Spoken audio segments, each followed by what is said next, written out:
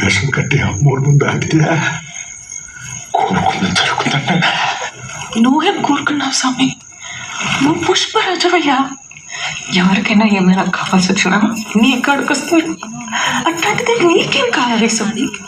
నువ్వేం కోరుకున్నావు? ఆడబిడ్డ పుట్టాలని కోరుకున్నా. ఆడబిడ్డ అయితేంది, మగ బిడ్డ అయితేంది స్వామి? ఏ బిడ్డ అయితే ఏముంటుంది?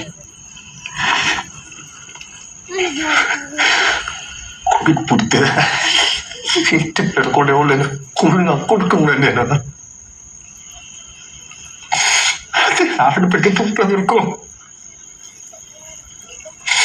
ఇంకో ఇంటికి పోయి ఇంటి పేరు తెచ్చుకుంటావు కదా. అందుకోసం వేషం